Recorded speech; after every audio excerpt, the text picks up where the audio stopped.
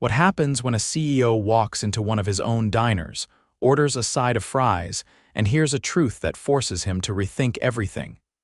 Jacob Stetson had inherited the 17-location diner chain from his father 3 years ago. He was 39, sharp, driven, and completely overwhelmed. He tried to run it the way his father had hands-on, personal, but the growth had outpaced him. Now it felt like all he did was read reports and sign off on budgets from a glass-walled office 40 miles from the nearest location. Lately, the reports from Store 12, a 24-hour diner tucked just off the highway in Millridge, had been off. Sales were flat despite rising traffic in the area. Employee turnover was high. The manager, a guy named Rick, blamed lazy staff and changing customer tastes, but none of it added up. So Jacob shaved his beard, dyed his hair light brown, and wore a pair of thick, scratched-up glasses. He threw on a faded hoodie and jeans, then drove 2 hours to Millridge. No one at that location had ever met him in person. He walked in just after noon on a Friday. The lunch rush had hit full force. A waitress passed him up twice before finally handing him a menu. The place was understaffed. Jacob noticed the cook behind the window, tall, built, late 20s, maybe, moving fast, flipping patties, dropping fries, plating food without pause. Jacob glanced at the name tag the waitress finally wore, Lena. She looked tired, but she smiled when she finally came around. "Sorry for the wait. What can I get you?" "Just fries and a soda," Jacob said. "To stay?" She nodded and walked off. He leaned into the booth seat, watching the kitchen. The cook was working double speed, barely taking a breath. There was no one else on the line. 15 minutes passed before the fries came. Lena set them down in front of him and offered a quick, "Thanks for waiting." Jacob waved her off kindly. He took a bite. Crispy, hot, seasoned perfectly. The food wasn't the problem. After paying, he pushed through the side door that led to the back lot and waited near the dumpster. A few minutes later, the cook came out, wiping sweat off his forehead with his apron. Jacob approached him casually. "Hey, man." Those fries were solid. The cook gave him a quick look, then nodded. "Thanks, been trying to keep things decent even when it's chaos." Jacob stuck out a hand. "I'm Jake, you work here every day." The guy hesitated, then shook it. "Yeah, name's Darnell." "Pretty much every day lately." "Every day?" Jacob raised a brow. "That's rough. Not enough staff." Darnell let out a dry laugh. "Nope. 2 people quit this week. 1 walked out mid-shift. Manager says we're not getting replacements anytime soon, so I've been covering doubles." "Lot of folks here rely on this place for their paycheck." Jacob nodded slowly. "So why do you do it? I mean, why take on extra shifts if you're not being forced?" Darnell looked away for a moment, then back. "My little brother's in a group home across town. He's 17. Our mom passed last year and I'm trying to get custody. Social worker says I need to prove financial stability for 3 straight months. I'm 1 month in, so yeah, I take every shift I can." Jacob blinked. That hit harder than he expected. "I didn't know," he said quietly. Darnell shrugged. "No reason you would. Most people don't ask." The back door opened and Rick, the manager, stuck his head out. "Break's over, we're backed up." Darnell gave Jacob a tired nod. "Gotta get back." Jacob watched him go, then he looked down at his receipt. The store number was printed in the corner. Store 12, the same store he owned.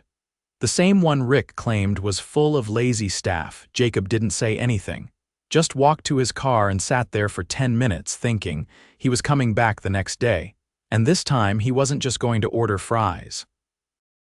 He was going to get the full picture, because something wasn't adding up, and it sure as hell wasn't Darnell.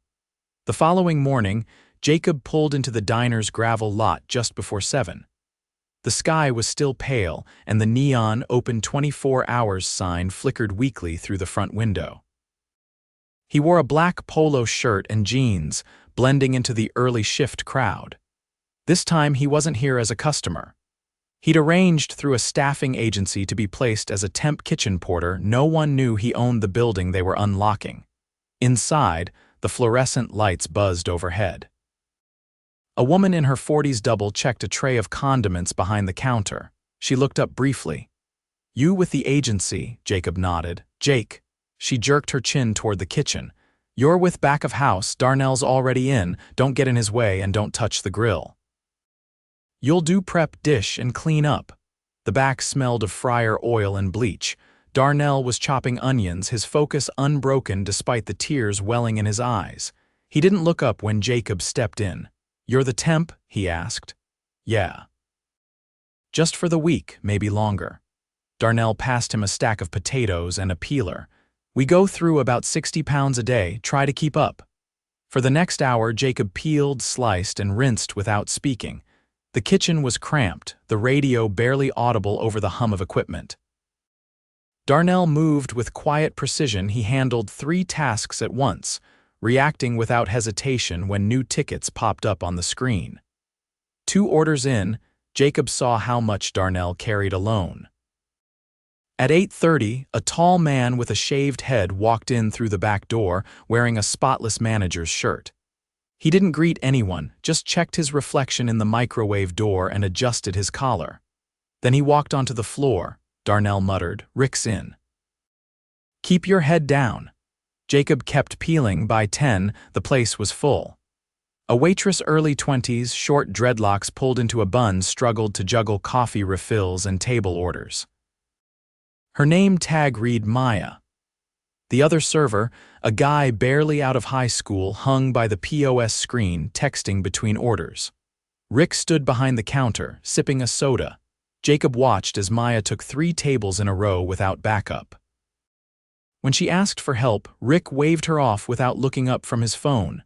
"Tell them we're short-staffed," he said. "They'll live." The kid by the register laughed and went back to texting.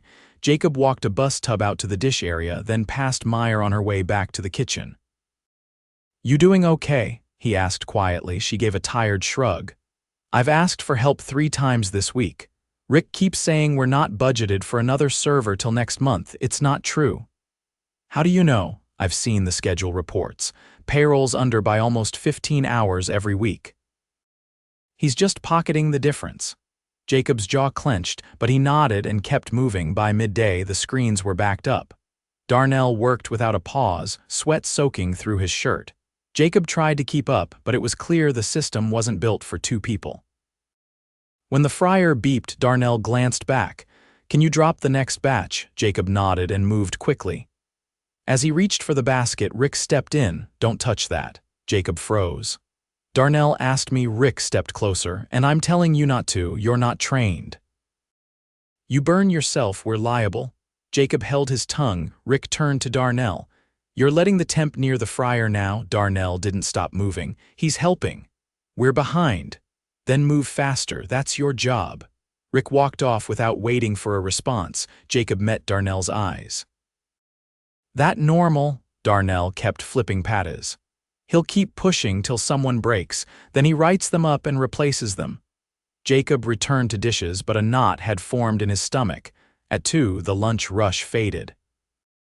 Maya stood at the back sink, pouring herself a plastic cup of water with shaky hands. Jacob approached slowly. "You look like you're running on fumes." "I've worked 6 doubles in 8 days. I asked for 1 day off this week, and Rick said if I wanted time off, I could find another job." Jacob blinked. "He said that, just like that?" Maya nodded, eyes distant. "He says it to everyone eventually. I'm staying cause I need the tips to finish nursing school." "But he knows that." Jacob took a breath, stepped away, and went to the break room. He found Rick there, feet up on a crate of wrapped napkins, scrolling on his phone. "Do you always let your best people burn out?" Jacob asked, keeping his tone casual. Rick lowered his phone without sitting up. "You're the temp, right?" "Yeah." "Then don't worry about how I run my store. You're here to rinse pans, not play hero." Jacob didn't answer. He turned and walked out. At 4:30, a delivery driver arrived with a produce shipment.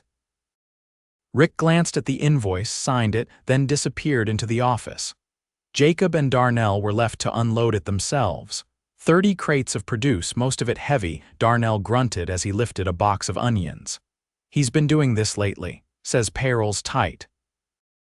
Won't pay for unload help anymore." Jacob helped him stack the last crate, then leaned against the cooler, breathing hard. "Why do you stay?" he asked. Darnell wiped his forehead with his sleeve. Because my brother's got a meeting with the placement officer in 5 weeks. If I walk now, all that goes away. He turned back toward the kitchen. Jacob stayed behind. That night, Jacob returned to his hotel room and sat alone with his notes. He'd seen enough. Staff being threatened into silence. Tips being skimmed, hours cut, safety ignored. Not a single word of it was in Rick's weekly reports. He sent 1 email, then made 3 phone calls. He didn't plan to wait long. The next morning, he arrived early. This time, not as Jake the porter. When he walked through the back door in his regular clothes, dress shirt, blazer, no glasses or dyed hair, every head turned. Darnell looked up from the prep table, confusion flickering across his face. Maya froze mid-step, tray in hand. Rick emerged from the office, squinting. "Can I help you?" Jacob stepped forward, eyes locked on him. "I'm Jacob Stetson," he said clearly. "I own this business, and you and I are going to have a very serious conversation." Rick opened his mouth, but nothing came out. Jacob turned to Darnell.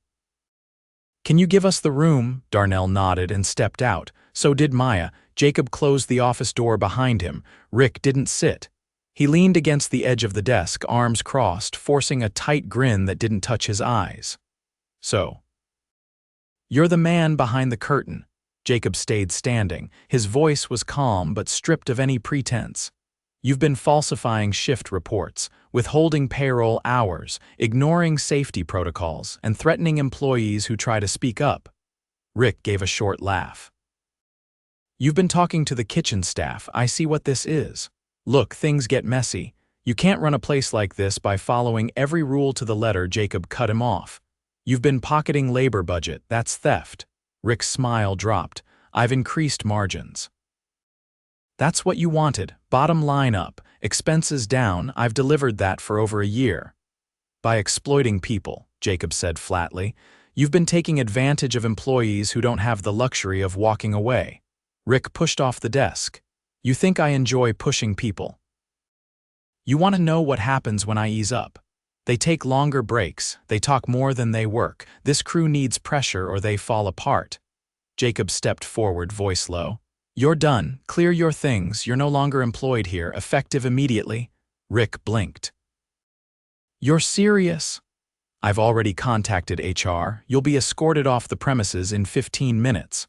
Rick opened his mouth again, but Jacob turned away and stepped out of the office. Darnell and Maya stood near the prep table, both watching. Jacob didn't say anything until Rick walked past them, escorted by the woman from HR who'd just arrived. Rick didn't speak as he left. He didn't look at anyone either. When the door swung closed behind him, Jacob let out a breath. "We've got a lot to fix," he said, turning to Darnell and Maya. "But the first step is done." Darnell straightened slightly, still holding a tray of cut onions. "So what now?" Jacob looked around. The kitchen was half cleaned, the line still quiet from the lull between shifts. "Now I need to hear what hasn't been in any report," Jacob said. "Everything?" They moved to the break area. Lena joined them from the front, apron still on. Jacob pulled out a chair and sat while the 3 of them stood, unsure. "You've all been carrying this place. I know that now. I'm here to listen."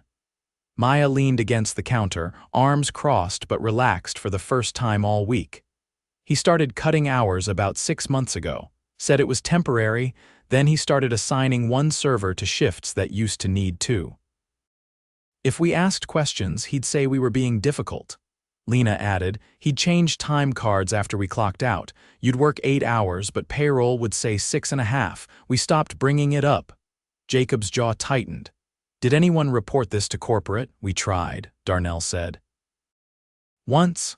A server named Jess emailed the main office. Next week she was gone, said she quit but it didn't feel like her choice." Jacob nodded slowly. "That stops now. Effective today, I'm installing an anonymous reporting channel that comes directly to me. No gatekeepers." "No filters?" Maya looked surprised. "To you?" "I should have had it in place already. That's on me." Lena stepped forward. "So what happens next? We're still running short. We're still tired." "You're right," Jacob said. "I can't fix everything overnight. But I can start." He stood up, pulled out his phone, and made a call. "Hey, this is Jacob Stetson. I need 2 senior floaters from the north side location. Today, no later than 4. I've cleared it with scheduling already." He hung up and looked back at them. "You'll have backup for the dinner rush. And next week we start hiring replacements for every missing role Rick left vacant. We're going to restore the schedule to what it should have been." Darnell looked like he didn't believe it yet. "And if corporate pushes back on the cost, I'm the owner." "There is no pushback." Lena let out a slow breath. "That's a first." Jacob gave a small nod. "Also, I saw the condition of the backroom coolers. That inventory system's a mess. We'll be replacing it with the new digital tracker next week." Maya raised a brow. "You've seen the coolers?" "I've worked them," Jacob said. "Undercover, that's how I know what's really been happening." No one spoke for a moment, then Darnell gave a short nod. "All right, so what do you need from us?" "I need 3 things," Jacob said. "First, honesty. If something's broken, I want to know, even if it's uncomfortable. Second, patience. It's going to take a couple of weeks to get things stabilized, and I'll need your help training the new hires." He paused. "And third, I need to know what each of you wants, not just to survive, but to grow. I want to invest in the people who have kept this place standing." Maya looked away, clearly caught off guard. "I'm a semester away from finishing nursing school," she said. "I just need enough to get through the next 3 months without collapsing." "You'll have it," Jacob said. "And if you want to go part-time to study, we'll make it work." Lena spoke next. "I've been here 9 years. I've trained every new server who's come through, but I've never been offered anything higher. I've asked for management training twice." "You'll get it," Jacob said. "Next month, we're rolling out a new assistant manager development program. You'll be in the first group." Finally, Jacob turned to Darnell. He hesitated. Jacob waited. "My brother," Darnell said slowly. "He's got his placement hearing in 4 weeks. I need stability until then. After that, I want to stay, but I can't work doubles every day." "You won't have to," Jacob said. "Starting Monday, your schedule's going to be normal, and your full-time status is permanent. No more temp classification." Darnell nodded but didn't speak. Jacob stood. "I'm not here to make speeches. You've earned more than that, but I will say this, you shouldn't have had to carry this place like you did. That's on me. I won't let it happen again." The door opened behind them. A tall woman in a server's uniform stepped in, carrying a to-go bag. "Sorry to interrupt." "Just picking up the order for table 8. Jacob stepped aside. "Go ahead." As the group broke off and moved back out, Jacob stayed behind just for a moment. The hum of the kitchen filled the space again. Dishes clattered. A pan hissed on the grill. He looked around the room, seeing it now for what it really was. Not just a business, not just a line item in a portfolio, but a place where people staked their lives on a paycheck and a little hope. He walked out and joined the line again. There was more to do. And he wasn't going back to the office until it was done. By the following Tuesday, the first signs of change were visible, but no one was under the illusion that things were fixed. The 2 temporary floaters had slotted into the rotation, easing the worst of the strain, but the gaps Rick had left weren't going to be filled in a week. Jacob made sure everyone knew that. He was still there every morning by 6, not in a corner office but in the back, pulling prep trays and wiping down counters. That morning, Darnell walked into the kitchen rubbing his left shoulder. Jacob noticed right away. "You good?" "I'll manage," Darnell said, rolling the joint. "Took a hit unloading yesterday's produce. Wasn't packed right, box shifted when I grabbed it." Jacob gestured toward the sink. "You're not touching the grill today. Do prep and fridge rotation. I'll take the line." Darnell raised an eyebrow. "You sure? You've been out of a kitchen longer than me." "I've still got the hands," Jacob said, tying on an apron. "Besides, I need to see what we're still missing." He was halfway through plating a club sandwich when Lena leaned through the pass window. "Guy at table 4's complaining about his order again. Says it's wrong, but he's eaten half." Jacob frowned. "Same one who made my cry last week." "Same guy." Jacob stepped through the kitchen door and walked the short path to the booth. A heavy-set man in his 50s sat with his arms crossed, glaring at his half-empty plate. "You the manager?" he asked. I'm the owner, Jacob said. You've got a habit of yelling at my staff. The man shifted uncomfortably. They keep messing up. You've ordered the same thing 3 times this week, Jacob said calmly. No substitutions, same booth, same complaints, and every time you wait until the food's mostly gone before making noise. The man glanced around the diner, then back at Jacob. I'm a paying customer. And I'm telling you that if you speak to my staff like that again, you'll need to find another place to eat. The man stood abruptly. This is ridiculous. You're welcome to leave, Jacob said, stepping aside. The man stormed out without another word. Maya passed him a few minutes later, carrying a tray of drinks. That was the first time someone stood up to him. Jacob nodded. Won't be the last. By noon, the lunch rush hit hard. The floaters were holding their own, but it was clear the kitchen needed another hire. Jacob rotated between plating and restocking, watching how the team moved. Maya had taken on a quiet leadership role, directing table assignments, keeping the flow even. Lena had started mentoring the younger server, showing him how to pace his walk-ins and manage side duties without falling behind. At 2, Jacob called a quick team meeting in the break room. He stood with a clipboard in hand but didn't look down at it. I've got 3 updates, he said. First, the new hiring push goes live tomorrow. We'll be screening for 2 kitchen staff, 1 server, and 1 overnight cleaner. We're not rushing every applicant goes through Darnell, Maya, and Lena before making it past me. Maya raised an eyebrow. We're screening too. You know what this place needs better than I do. I trust your judgment. Darnell leaned against the wall, arms crossed. What's the second? I met with the regional team this morning. We're allocating funds to upgrade the back storage area, better lighting, safer shelving. No more lifting crates off slanted pallets. Lena nodded slowly.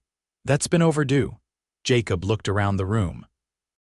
And third, I've approved a temporary bonus. Everyone who stayed on through the last 60 days gets a one-time payout at the end of the month. It won't fix what you've been through, but it'll help bridge to what's next. Maya opened her mouth, then closed it again. Jacob waited. She finally spoke. I've never seen anyone do that, not here. Jacob nodded once. You've earned more than recognition. This team kept the doors open through things I didn't see soon enough. That's not going to happen again. Darnell pulled the door open and gestured toward the line. If I don't get back out there, orders are going to back up. Jacob grinned. Go, I'll finish cleaning this mess. That evening, after the second rush died down, Jacob stood outside near the back lot. Darnell joined him, sipping a bottle of water.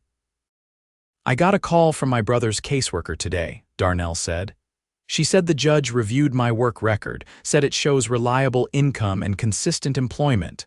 Jacob smiled. That's what we wanted. Darnell nodded slowly. I'm not used to things going right. Feels like waiting for something to snap. Jacob looked out across the lot. I know that feeling, but sometimes things get better because people insist they should. Darnell was quiet for a moment. After the hearing, if it goes well, I want to move him in nearby. He's still in high school. Need structure. Let me know what you need, Jacob said. We'll make sure your schedule fits.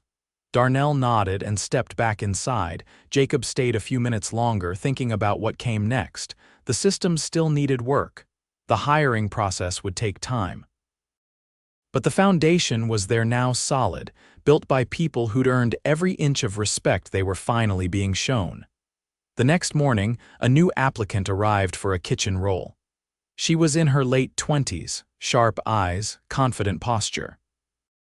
Maya sat with her in the back booth, flipping through the resume. Darnell joined them before Jacob even asked. After the applicant left, Jacob passed by the booth. She's got experience, Maya said, but she talks over people. Didn't listen when we explained how the line works. Couldn't follow a simple hypothetical order path, Darnell added. Wouldn't trust her during a rush, Jacob nodded. Then she's not a fit. 3 days later, they found someone who was. A single mother with 6 years of kitchen experience, steady references, and a calm presence under pressure. She was quiet but fast, and she asked the right questions without pretending she knew everything. Darnell gave her a green light. Lena offered to train her. 2 weeks passed. Payroll stabilized. The staff started eating together again, 10-minute breaks, shared meals, laughter returning in small pieces. Maya turned in her last tuition payment. Lena completed her first management training module. Darnell's brother moved into a small apartment 3 blocks from the diner. Jacob stopped showing up every day, not because he was stepping away, but because the people who ran Store 12 now had what they needed.